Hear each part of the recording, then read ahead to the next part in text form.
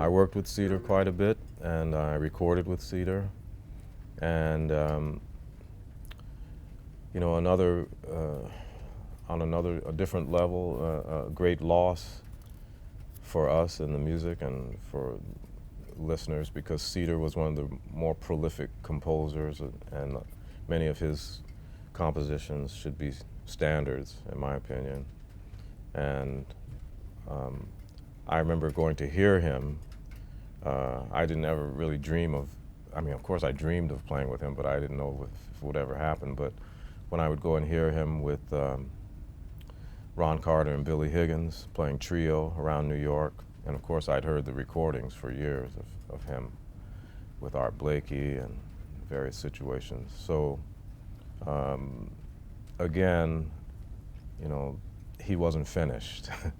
And there's always more that those musicians of that stature could still contribute. Cedar, to me, again, embodies that swinging feeling of that, where you hear the history of jazz piano in the way that they played, in the way that he played, but you hear him. You would hear him and his original take on things, I guess you would say. And I loved playing with him. And again, had lots of nice conversations with him. I would ask him questions about his days with Art Blakey or any number of things, and he would always have great stories to tell and anecdotes and things like that. There's always something to learn. So another one that would be very, very missed.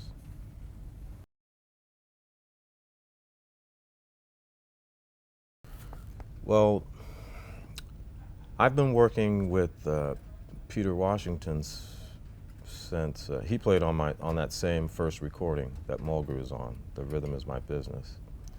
So that would be at least 25, 26 years, you know, going on, you know, between 25 and 30 years. So we have a great, as we say, hookup affinity for each other musically. We played for 10 years in Tommy Flanagan's trio together. And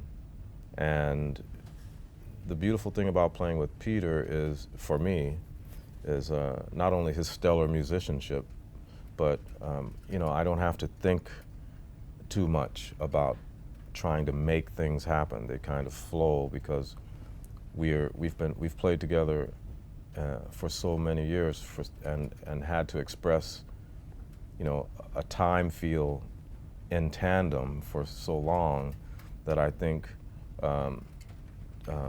neither one of us has to really think about what we're going to do. We just allow it to happen and let our ears take over. He plays some of the best solos you want to hear on the bass, but his time feel and note choice are really those are the things that do it for me. And Renee Rosnes, we've played together probably 20-something years also. So even though we don't work on a regular basis as a trio, the fact that we've played together for so many years in all these other situations just helps. The fact that when we come together as a trio, it just kind of happens naturally.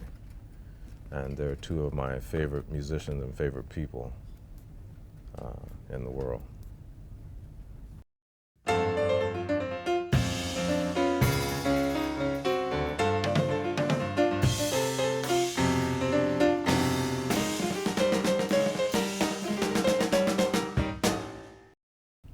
Hi, I'm Lewis Nash, and for more interviews, go to JazzTimes.com.